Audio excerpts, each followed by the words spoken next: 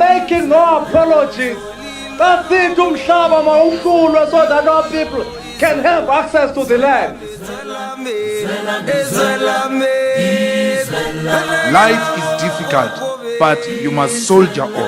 Don't give up. If you are a coward, you don't belong here. Hi guys, welcome to my YouTube channel. Welcome to Simple Politics. So a lot of people have been sending me comments. What's my comment on CSC Julius Malema being found guilty for hate speech? So of course, I'm a content creator. People would naturally want to know what I think. So there's quite a few things that I want to talk about. I want to talk about just the overall. I want to read this article actually. And then I want to read the statement from the EFF. They have released a statement. And of course, they are not happy with the ruling. So it says here, Malema found guilty of hate speech from a 2022 rally. So for the remarks he made in 2022. The Equality Court sitting in the Western Cape High Court in Cape Town found EFF leader Julius Malema guilty of hate speech on Wednesday. The case followed two complaints against Malema, one by the SA Human Rights Commission and another by Dante van Wyk, who said he has been threatened because of Malema's statements. So first of all, Dante was a witness where he says that he had been threatened because of Malema's statements. So I don't know who would threaten Dante van Wyk because of what Julius Malema said in his rally in 2022. It just doesn't make sense. It goes back to that thing where they say, where it's like you are undermining our intelligence. Why would I go and attack someone because of what CIC said? So the case stems from an EFF rally October 2022, 2 years after the party members clashed with the residents at Brackenfell High School. The clash followed an uproar over allegations that the school's matric dance was for whites only, a claim that the SA Human Rights later found untrue, as the private event was found to be open to all peoples, even from other schools. At a second protest outside the school in November 2020, EFF protesters, parents, residents, and security guards came to blows, with the police having to intervene. Van Wyk subsequently stood trial in Kells River Magistrates Court on a charge of assaulting someone at the protest and was later found not guilty. So even if Van Wyk wayena lo utubana he was threatened because of Malema's speech, he also stood trial for assaulting someone, because remember during the protest things ended very bad. So he had a charge of assaulting someone in Akal, but said later he was found not guilty. Another man pleaded guilty to assault and discharging a firearm in a public place and was given a fine. Okay, someone else pleaded guilty, but I don't think Van Wyk was innocent either. During his address at the EFF rally 2022, Malema told supporters, "Tell the white man to try me. I'll come many times here in the Western Cape, appearing in a court case, because no white man is going to beat me up and call myself a revolutionary the following day. You must never be scared to kill. A revolution demands that at some point there must be killing, because the killing is part of a revolutionary act." Following the speech, the South African Human Rights Commission said it had received hundreds of complaints from the public. Van Wyk also said he had been inundated with thousands of aggressive, threatening messages from EFF supporters on social media, forcing him into hiding in the Northern Cape. I don't think Van Wyk is telling the truth. The South African Human Rights Commission subsequently wrote to Malema and the EFF, calling on them to provide a written public retraction and an apology. In response, the EFF issued a media statement saying that the South African Human Rights Commission incorrectly and ignorantly labeled Malema and failed to appreciate political commentary in its metaphorical, literary, and historical sense, and falling into a trap at the altar of the egos and fragility of whiteness.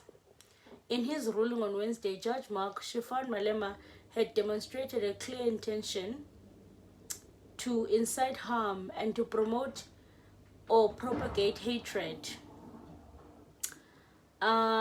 She said the EFF leader's statement in the speech were hate speech, contrary to the provision of the Equality Act. He added that while calling out someone who behaved as a racist might be acceptable, calling for them to be killed was not. And calling for someone to be killed because they are racist who acted violently is an act of vigilantism and incitement of the most extreme form of harm possible. Sherry said in the ruling, "It is not acceptable in our society, which in terms of the noble aims set out in the Equality Act is trying to heal from a racially oppressive and violent past and to encourage and foster reconciliation, social cohesion and goodwill amongst all races." So here they're saying Gucci Class's speech CIC had incited violence, and of course it's vigilantism, even if I'm too racist, but calling for them to be killed is extreme. Oh son, when such a call emanates from the leader of the third, now the fourth largest political party in the country, it has the potential to foment racial violence on a large scale. So they're saying that when such things and words come from a leader of a political party, it has potential to foment like violence at a large scale. So they're saying people would go out there chasing people because of what Julius Malema said. So I don't know. Paul, for the same people, when we said land expropriation without compensation, that doesn't allow us to take the land. She said there were several lawful options and remedies available in law to deal with the racist, including remedies and procedures provided for Equality Act if warranted criminal law. He added Malema's comments constituted an exhortation to kill white males who had participated in the incident of 9th November 2020 at Brackenfell High School and to kill all members of the second respondent in the future. Sherry said Malema and the EFF should be held jointly liable as the party endorsed and supported these statements in the media advisory which is issued and in these proceedings. They were both ordered to pay cost. The EFF said it would appeal the judgment in the Supreme Court appeal. It must appeal. We do so not only in defense of our commander-in-chief, but in the defense of a political freedom, historical truth, and the right of oppressed people to speak boldly against the oppression. It is added in the statement. So I'm going to read the statement now. So they are going to appeal at the Supreme Court, as they should. I want them to appeal. Okay, now the EFF also released a statement. So let's quickly read that. It says, the Economic Freedom Fighters notes the ruling delivered by the Equality Court on 27 August 2025, which upholds the South African Human Rights Commission claims the statements made by our President and Commander-in-Chief Julius Malema constitute hate speech and incitement of violence. The judgment is a grave distortion of history, philosophy, and the nature of political speech in a democratic society.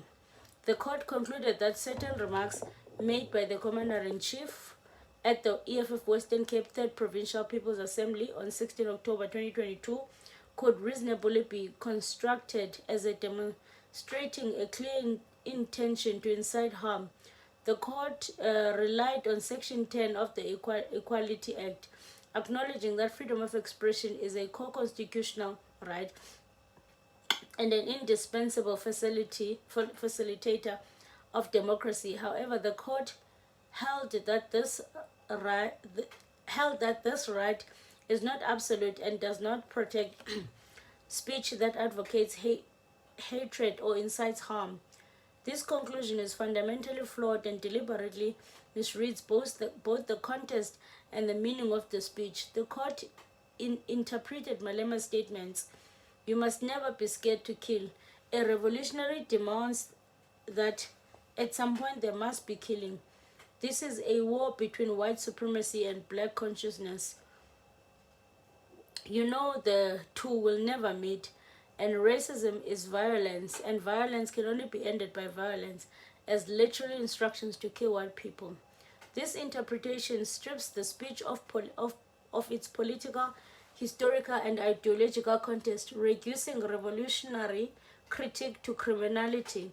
It assumes that the reasonable listener is incapable of understanding metaphor, revolutionary rhetoric, or history of liberation struggles. The court ignored the nature of the occasion, which was politically assembled, where revolutionary theory, strategy, and history are discussed, and treated the speech as if it were directed operational command to commit murder. The court ignored three critical realities.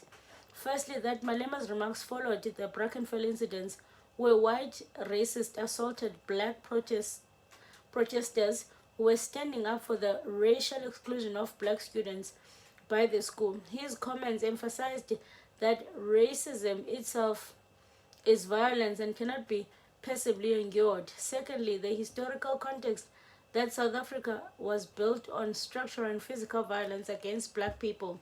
The anti-apartheid struggle included armed resistance because the system left no alternative, as the system still does to this day, in order to protect our children from continued racial discrimination. Thirdly, the EFF is a Marxist-Leninist and Fanon movement. Therefore, our analysis of society recognizes class and racial contradictions. When Malema spoke of war, it was a reference to irreplaceable conflict between white supremacy and black consciousness, a war of ideas and systems, not an instruction to kill white people. To criminalize this language is to criminalize black conscience and silence any radical critique of white supremacy. Section 16 of the Constitution guarantees freedom of expression, including political expression, and our courts have previously affirmed this is a case such as previous case against Malema for singing Kill the Boer, recognizing that political speech enjoys heightened protection in democracy. This judgment ignores the principle and instead aligns itself with the agenda that seeks to delegitimize the revolutionary discourse. We note the court's ruling as an attack on the democratic space and the right to articulate revolutionary politics. The language of revolution cannot be sanitized to comfort the sensitiveness of those who continue to enjoy the fruits of colonial dispossession and have never experienced racial violence whatsoever. The real violence is the daily reality of landlessness, unemployment, and racism that black people endure. The EFF has already instructed our lawyers to begin the process of challenging this ruling at the Supreme Court of Appeals. We do so not only in defense of our Commander-in-Chief, but in defense of political freedom, historical truth, and the right of oppressed people to speak boldly against oppression. Oh, that is a statement of the EFF. So yeah, guys, I think the EFF is doing a good thing by appealing.